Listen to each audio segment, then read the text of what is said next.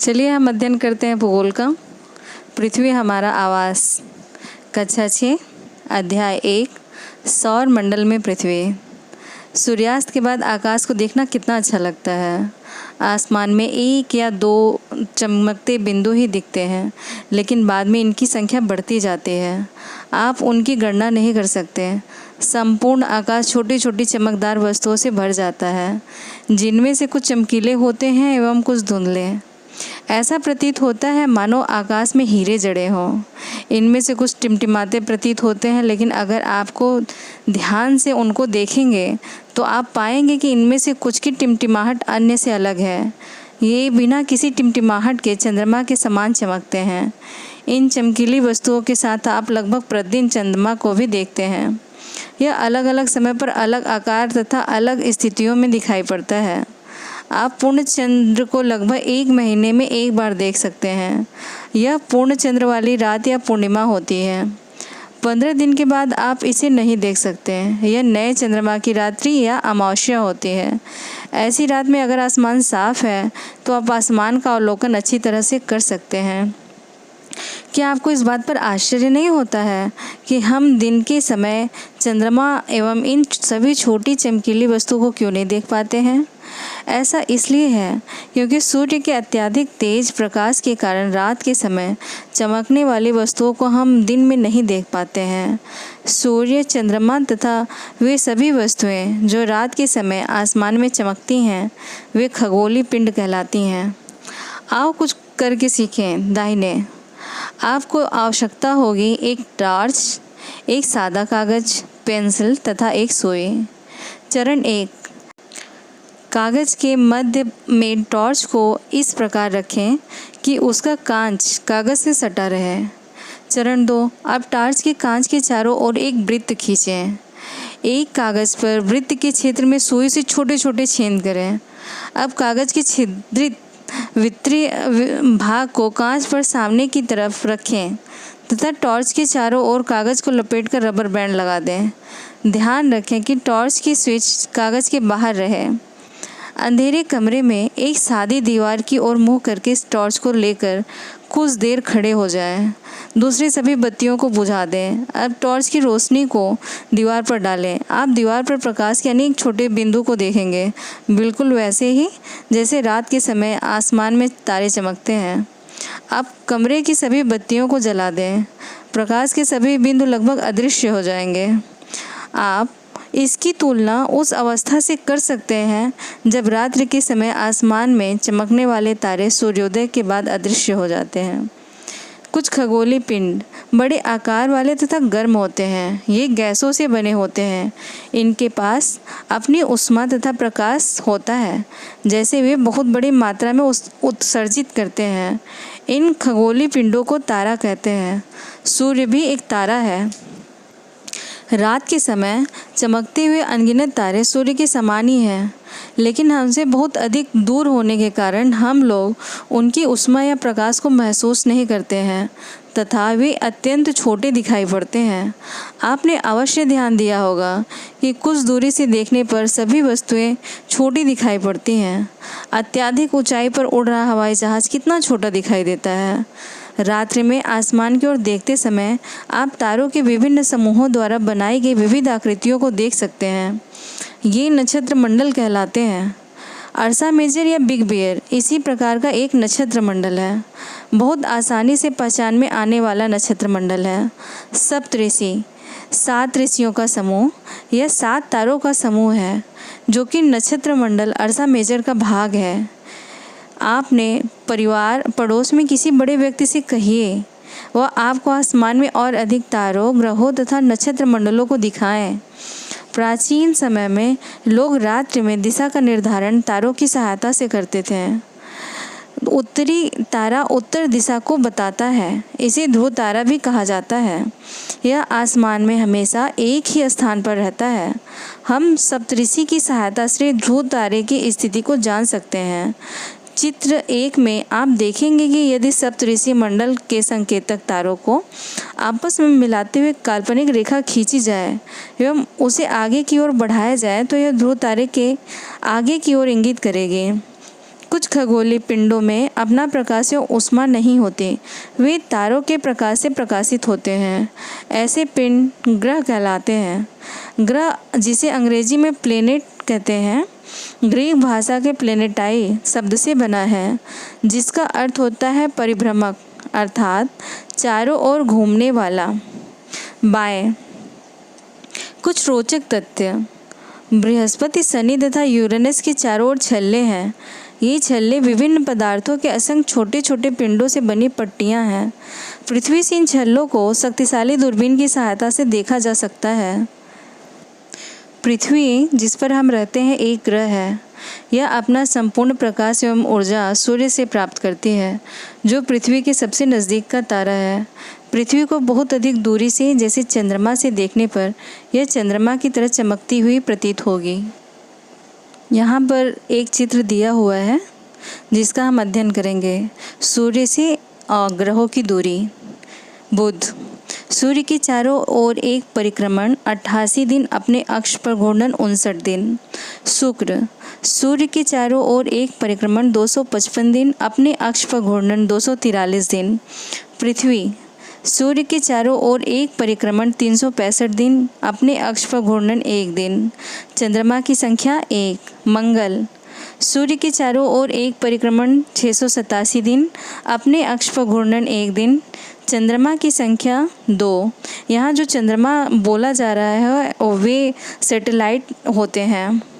बृहस्पति, सूर्य के चारों ओर एक परिक्रमण 11 साल 11 महीने, लगभग 12 साल, अपने अक्ष पर घूर्णन 9 घंटे 56 मिनट। चंद्रमा की संख्या लगभग 53।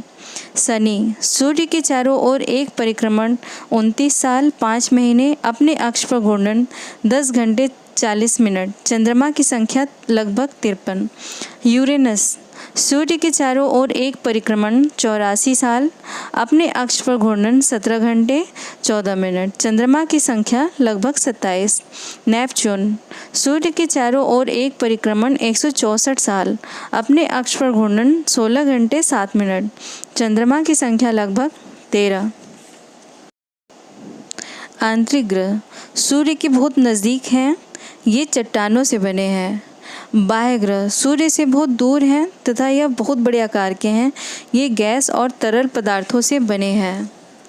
चलिए हम आगे शुरू करते हैं अपना अध्ययन। आसमान में दिखने वाला चंद्रमा एक उपग्रह है।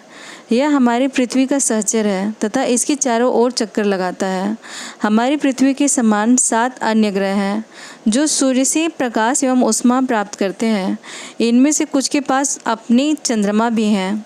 सौर मंडल, सूर्य, 8 ग्रह, उपग्रह तथा कुछ अन्य खगोलीय पिंड जैसे क्षुद्र ग्रह एवं उल्का पिंड मिलकर सौर मंडल का निर्माण करते हैं। उसे हम सौर परिवार का नाम देते हैं, जिसका मुखिया सूर्य है। बाएं, क्या आप जानते हैं पौराणिक रोमन कहानियों में सोल सूर्य देवता को कहा जाता है। सौर शब्द का अर्थ है सूर्य से संबंधित, इसलिए सूर्य के परिवार को सौर मंडल कहा जाता है। सौर शब्द का उपयोग करते हुए और अधिक शब्दों को लिखें। शब्द की उत्पत्ति, ऐसे बहुत से शब्द जिनका उपयोग हम एक भाषा में करते हैं, अक्सर वे दूसरी भाषाओं से लिए गए शब्द हो सकते हैं। उदाहरण के लिए जियोग्राफी एक अंग्रेजी शब्द है। यह ग्रीक भाषा से लिया गया शब्द है जिसका अर्थ है पृथ्वी का विवरण। यह 2 ग्रीक शब्दों से मिलकर बना है, जिनमें जी शब्द का अर्थ पृथ्वी एवं ग्राफिया का अर्थ है लिखना। आइए पृथ्वी के संबंध में और अधिक जानें। जियो, उसके साथ आप लॉजी लगा देंगे तो पृथ्वी का अध्ययन हो जाएगा। जियो के साथ आप मैट्री लगा देंगे तो पृथ्वी का मापन हो जाएगा। और जियो के साथ आप आइड लगा देंगे, जियोआइड, पृथ्वी के आकार के अनुरूप हो जाएगा। क्या आप जानते हैं रात में आसमान को देखकर मनुष्य हमेशा से मोहित हुआ है। खगोलीय पिंड एवं उनके गति के संबंध में अध्ययन करने वालों को खगोल शास्त्री कहते हैं। आर्यभट्ट प्राचीन भारत के प्रसिद्ध खगोल शास्त्री थे। उन्होंने कहा था कि सभी ग्रह तथा चंद्रमा परावर्तित सूर्य प्रकाश के कारण चमकते हैं। आज विश्व के सभी भागों में खगोलविद ब्रह्मांड के रहस्यों को खोजने में लगे हैं। सूर्य, सूर्य सौर मंडल के केंद्र में स्थित है। यह बहुत बड़ा है एवं अत्यधिक गर्म गैसों से बना है। इसका खिंचाव बल इसे सौर मंडल को बांधे रखता है। सूर्य सौर मंडल के लिए प्रकाश एवं ऊष्मा का एकमात्र स्रोत है, लेकिन हम इसकी अत्यधिक तेज ऊष्मा को महसूस नहीं करते हैं क्योंकि सबसे नज़दीक का तारा होने के बावजूद यह हमसे बहुत दूर है। सूर्य पृथ्वी से लगभग 15 करोड़ किलोमीटर दूर है। ग्रह हमारे सौर मंडल में 8 ग्रह हैं। सूर्य की दूरी के अनुसार वे हैं बुध, शुक्र, पृथ्वी, मंगल, बृहस्पति, शनि, यूरेनस तथा नेपच्यून। सूर्य से उनकी दूरी के अनुसार अंग्रेजी में ग्रहों के नाम याद रखने का आसान तरीका है। My very efficient mother just serve us nuts. सौर मंडल के सभी 8 ग्रह एक निश्चित पथ पर सूर्य का चक्कर लगाते हैं। ये रास्ते दीर्घवृत्ताकार में फैले हुए हैं। ये कक्षा कहलाते हैं। बुध सूर्य के सबसे नज़दीक है। अपनी कक्षा में सूर्य के चारों ओर एक चक्कर लगाने में इसे 88 दिन लगते हैं। शुक्र को पृथ्वी का जुड़वा ग्रह माना जाता है क्योंकि इसका आकार एवं आकृति लगभग पृथ्वी के ही समान है। अभी तक प्लूटो भी एक ग्रह माना जाता था, परंतु अंतर्राष्ट्रीय खगोलीय संगठन ने अपनी बैठक अगस्त 2006 में यह निर्णय लिया कि कुछ समय पहले खोजे गए अन्य खगोलीय पिंड 2003 यूबी 313 सीरस तथा प्लूटो बौने ग्रह कहे जा सकते हैं। पृथ्वी सूर्य से दूरी के हिसाब से पृथ्वी तीसरा ग्रह है। आकार में यह 5वां सबसे बड़ा ग्रह है। यह ध्रुवों के पास थोड़ी चपटी है। यही कारण है कि इसके आकार को भू आप कहा जाता है।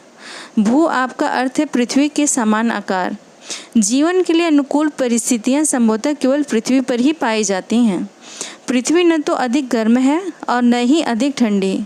यहाँ पानी एवं वायु उपस्थित है जो हमारे जीवन के लिए आवश्यक है। वायु में जीवन के लिए आवश्यक गैसें जैसे ऑक्सीजन मौजूद है। इन्हीं कारणों से पृथ्वी सौर मंडल का सबसे अद्भुत ग्रह है।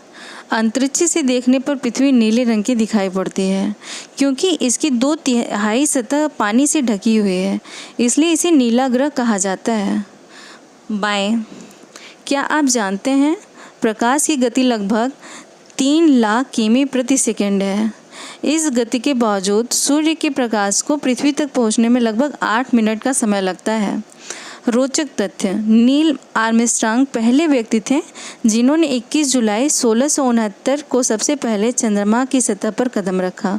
मालूम करो कि क्या कोई भारतीय चंद्रमा पर गया है। उपग्रह एक खगोलीय पिंड है जो ग्रहों के चारों ओर उसी प्रकार चक्कर लगाते हैं जिस प्रकार ग्रह सूर्य के चारों ओर चक्कर लगाते हैं। मानव निर्मित उपग्रह एक कृत्रिम पिंड है। यह वैज्ञानिकों के द्वारा बनाया गया है जिसका उपयोग ब्रह्मांड के बारे में जानकारी प्राप्त करने एवं पृथ्वी पर संचार माध्यम के लिए किया जाता है। इसे रॉकेट के द्वारा अंतरिक्ष में भेजा जाता है एवं पृथ्वी की कक्षा में स्थापित कर दिया जाता है।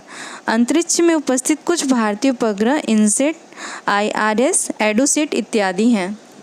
चंद्रमा हमारी पृथ्वी के पास केवल एक उपग्रह है, चंद्रमा। इसका व्यास पृथ्वी के व्यास का केवल 1/4 है। यह इतना बड़ा इसलिए प्रतीत होता है क्योंकि यह हमारे ग्रह से अन्य खगोलीय पिंडों की अपेक्षा नज़दीक है। यह हमसे लगभग 3,84,400 किलोमीटर दूर है। अब आप पृथ्वी से सूर्य एवं चंद्रमा की दूरियों की तुलना कर सकते हैं। चंद्रमा पृथ्वी का एक चक्कर लगभग 27 दिन में पूरा करता है।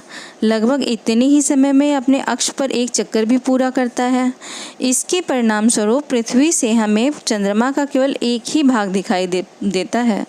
चंद्रमा की परिस्थितियां जीवन के लिए अनुकूल नहीं हैं। इसकी सतह पर पर्वत, मैदान एवं गड्ढे हैं जो चंद्रमा की सतह पर छाया बनाते हैं। पूर्णिमा के दिन चंद्रमा पर इनकी छाया को देखा जा सकता है। क्षुद्र ग्रह तारों, ग्रहों एवं उपग्रहों के अतिरिक्त असंख्य छोटे पिंड भी सूर्य के चारों ओर चक्कर लगाते हैं। इन पिंडों को क्षुद्र ग्रह कहते हैं। ये मंगल एवं बृहस्पति की कक्षाओं के बीच पाए जाते हैं। वैज्ञानिकों के अनुसार क्षुद्र ग्रह के ही भाग होते हैं जो कि बहुत वर्ष पहले विस्फोट के बाद ग्रहों से टूटकर अलग हो गए। उल्का पिंड सूर्य के चारों ओर चक्कर लगाने वाले पत्थरों के छोटे छोटे टुकड़ों को उल्कापिंड कहते हैं। कभी कभी ये उल्कापिंड पृथ्वी के इतने नज़दीक आ जाते हैं कि इनकी प्रवृत्ति पृथ्वी पर गिरने की होती है। इस प्रक्रिया के दौरान वायु के साथ घर्षण होने के कारण ये गर्म होकर जल जाते हैं।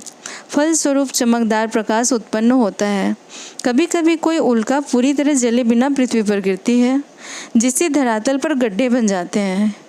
क्या आपने तारों वाले खुले आकाश में एक ओर से दूसरी ओर तक फैली चौड़ी सफ़ेद पट्टी की तरह एक चमकदार रास्ते को देखा है? यह लाखों तारों का समूह है। यह पट्टी आकाश गंगा है, मिल्की वे। हमारा सौरमंडल इस आकाश गंगा का एक भाग है। प्राचीन भारत में इसकी कल्पना आकाश में प्रकाश की एक बहती नदी से की गई थी। इस प्रकार इसका नाम आकाश गंगा पड़ा था। आकाशगंगा करोड़ों तारों, बादलों तथा गैसों की एक प्रणाली है। इस प्रकार की लाखों आकाशगंगाएं मिलकर ब्रह्मांड का निर्माण करती हैं। ब्रह्मांड की विशालता की कल्पना करना अत्यधिक कठिन है। वैज्ञानिक अभी भी इसके बारे में अधिक से अधिक जानकारी एकत्र करने में जुटे हैं। इसके आकार के संबंध में हमें कोई जानकारी नहीं है, लेकिन फिर भी हम जानते हैं कि हम सभी इसी ब्रह्मांड का हिस्सा हैं। चलिए हम कुछ की पॉइंट्स पर चर्चा कर लेते हैं। खगोलीय पिंड। खगोलीय पिंड किसे कहते हैं? सूर्य, चंद्रमा तथा वे सभी वस्तुएं जो रात के समय आसमान में चमकती हैं, वे खगोलीय पिंड कहलाती हैं। ध्रुव तारा, जिसे हम इंग्लिश में पोल स्टार बोलते हैं, ये हमेशा एक स्थान पर रहता है। यह उत्तर दिशा को ही इंगित करता है। इसे सप्तऋषि की सहायता से हम देख सकते हैं। प्लेनेट शब्द ग्रीक भाषा के प्लेनेटाइज शब्द से बना है, जिसका अर्थ होता है परिभ्रमक अर्थात घूमने वाला। सूर्य पृथ्वी से लगभग 15 करोड़ किलोमीटर दूर है। इन सब तथ्यों को आप लोग नोट कर लें। बुध केवल 88 दिनों में सूर्य के चक्कर लगाता है। जो सबसे तेज चक्कर लगाता है वो बुध ही है। केवल 88 दिनों में उसका एक चक्कर पूरा हो जाता है। शुक्र पृथ्वी की जुड़वा बहन कही जाती है। पृथ्वी का आकार भू आब है, जिसे जियोइड कहते हैं। प्रकाश की गति 3 लाख किलोमीटर प्रति सेकंड है। नील आर्मस्ट्रांग 21 जुलाई 1669 को सबसे पहले चंद्रमा की सतह पर पैर रखा। सूर्य का प्रकाश लगभग 8 मिनट पर पृथ्वी पर पहुंचता है। कई किताबों में आप सबको 8 मिनट 20 सेकंड मिलेगा, लेकिन एनसीईआरटी के अकॉर्डिंग है आपको लिखना चाहिए कि 8 मिनट में पृथ्वी पर सूर्य का प्रकाश पहुंचता है। चंद्रमा हमसे लगभग 3,84,400 किलोमीटर दूर है। चंद्रमा पृथ्वी का एक चक्कर 27 दिन में पूरा करता है। हमारी आकाशगंगा को मिल्की वे अर्थात मंदाकिनी कहते हैं। धन्यवाद।